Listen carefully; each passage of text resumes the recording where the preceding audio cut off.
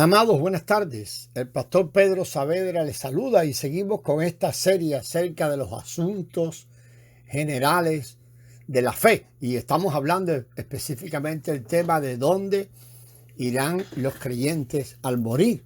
En la última entrega dijimos que íbamos a revisar la idea o enseñanza de que el día de la resurrección del Señor Jesús, la sesión de consuelo del Hades, esa sesión placentera, el paraíso, fue trasladado al cielo por el Señor Jesús. La base principal de los que afirman que el paraíso fue trasladado es Efesios 4. En realidad, Efesios 4, junto con 2 de Corintios 12.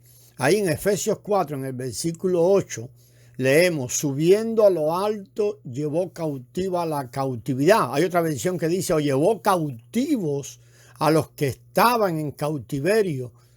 Nueva Traducción Viviente dice: o se llevó a una multitud de cautivos y dio dones a los hombres. La pregunta es: ¿quiénes son los que estaban bajo cautiverio? ¿No son ellos? Algunos preguntarán, las almas de los que fueron salvos en la era del Antiguo Testamento. Ellos fueron llevados cautivos al Hades por Satanás. Ellos fueron redimidos y no tenían que morir. No obstante, fueron llevados cautivos por Satanás por medio de la muerte. Esa es la explicación que dan. Ahora el Señor Jesús ha abolido la muerte y destruido al diablo, aquel que tiene el imperio de la muerte. Así que al haber resucitado de los muertos, la muerte ya no tiene más poder sobre estos santos. Estas almas que habían sido llevadas cautivas o cautivadas por la muerte, fueron recapturadas o capturadas de nuevo por el Señor Jesús. Los que sostienen esta clase de interpretación preguntan, puesto que estas almas habían sido cautivadas y regresan, ¿en qué lugar se van a mantener? Sin lugar a dudas, afirman ellos, el Señor las llevó consigo al cielo, y ahí se refieren al tercer cielo. Esta clase de interpretación en realidad suena un poco, sin faltarle respeto, como novelesca. En cuanto al pasaje de la palabra de Efesios 4, es cierto que se libra un gran debate sobre la traducción. Los expositores de la Biblia, que son expertos en el griego, han dicho que el significado aquí es que el Señor capturó el poder de captura del enemigo. Las traducciones en español están bastante buenas, tanto Reina Valera del 60, Reina Valera de 1909, la versión del oso, aún Nueva Traducción Viviente. Satanás, aquel que siempre lleva cautivas a las personas, tiene el poder de captura. Sabemos que él fue derrotado en la cruz. Sabemos que el poder con que las captura o que captura las almas es el poder de la muerte. La muerte es el poder con el cual Satanás captura a las personas. Según estos expositores, en el tiempo de la resurrección y ascensión del Señor, Satanás fue desarmado de su poder de muerte. Su poder para capturar a las personas le fue despojado, le fue quitado.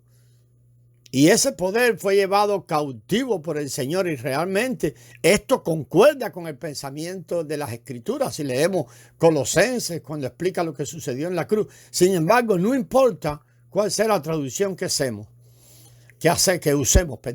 basarnos solamente en Efesios 4 para afirmar que el paraíso fue trasladado no es muy confiable. Aun cuando también usan como segunda base 2 de Corintios 12. Ellos dicen, no nos dice allí claramente que el paraíso está en el tercer cielo.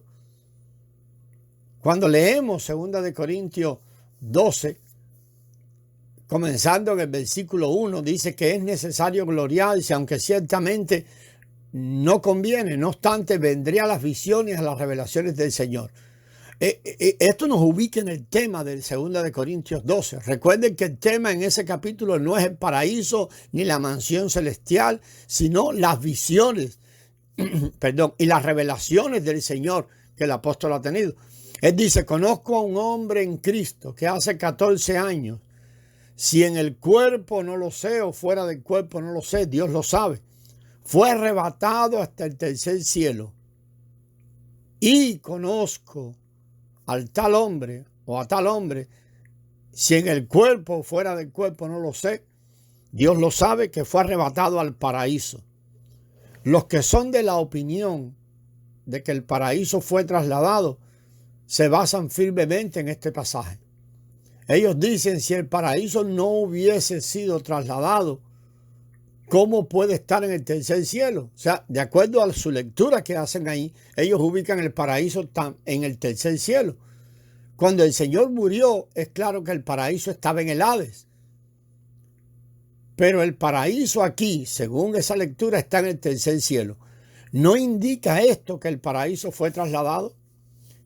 Pero si seguimos leyendo allí los versículos del 4 al 7, estamos en 2 Corintios 12, dice que fue arrebatado al paraíso, donde oyó palabras inefables que no les dado expresar, de tal modo que me gloriaré, pero de mí mismo en nada me gloriaré, sino en mis debilidades. Porque si acaso quisiera gloriarme, no sería insensato, pues diría la verdad. Pero le dejo para que nadie piense de mí más de lo que en mí se ve o oye. Y para que la excelente grandeza de las revelaciones no me exaltase desmedidamente, me fue dado un aguijón en mi carne a fin de que no me enaltezca sobremanera. Antes de empezar a revisar este pasaje, debemos hacernos la pregunta: ¿por qué el apóstol dice 2 veces que él conocía a tal hombre? Que si era en el cuerpo o fuera del cuerpo no lo sabe, pero que Dios lo sabía. Con base en algunas traducciones, a veces es difícil, de verdad es difícil contestar esto. Pero si estudiamos el texto original lo veremos claramente. Hubo una palabra muy importante que ha sido omitida en algunas versiones, sobre todo en inglés, que es la conjunción y al comienzo del versículo 3. Fue arrebatado hasta el tercer cielo. Y después dice, y conozco al tal hombre que fue arrebatado al paraíso. La frase arrebatado representa también en sí misma otro problema.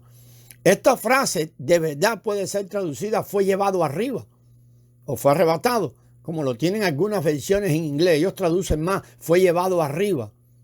Entonces, de hecho, nos están hablando de que el paraíso, o parece indicar que el paraíso está arriba en el tercer cielo. Y ahí afirman que fue trasladado. Según el contexto, resulta claro que la traducción que dice fue llevado arriba difícilmente es aceptable, porque implica, claro, ir de abajo hacia arriba. Las versiones en español son muy buenas en esta traducción. No dicen llevado arriba y además nos dejan ver la posibilidad real de que hay 2 lugares o 2 experiencias diferentes. O sea, fueron 2, el apóstol ha sido arrebatado a 2 lugares diferentes. Un buen número de las versiones ponen en paréntesis, si en el cuerpo o fuera del cuerpo, no lo sé, Dios lo sabe, lo cual facilita la lectura, puesto que estas palabras son simplemente para dar énfasis, nada más. Ahora leamos este pasaje nuevamente de esta manera. Conozco a un hombre en Cristo que hace 14 años fue arrebatado hasta el tercer cielo, y conozco a tal hombre que fue arrebatado al paraíso. Si lo leemos de esta manera, no insistiríamos más en que el paraíso está en el tercer cielo.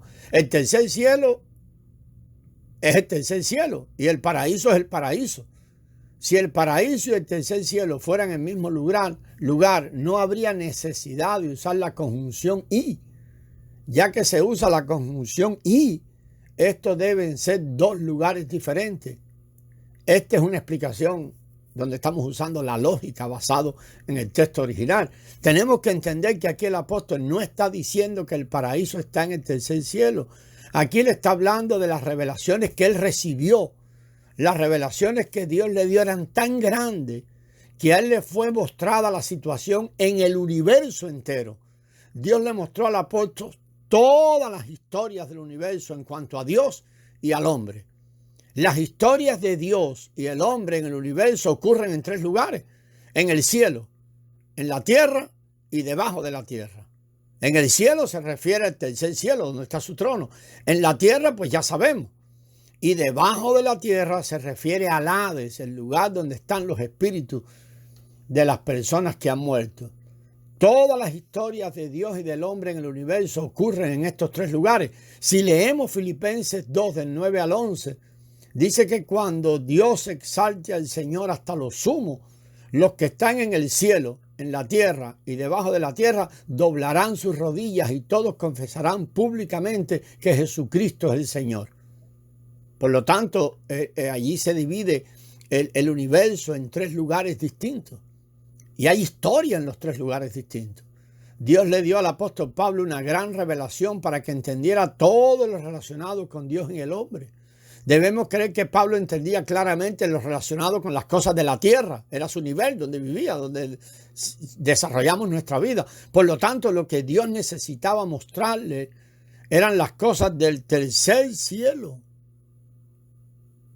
Dios necesitaba mostrarle para que él viera, y también las cosas del paraíso que están debajo de la tierra. Dios le dio una revelación completa llevándolo al tercer cielo para que mirara allí o echara un vistazo allí, diciéndole de esta manera, y después llevarlo al paraíso debajo de la tierra para que también mirara las cosas allí.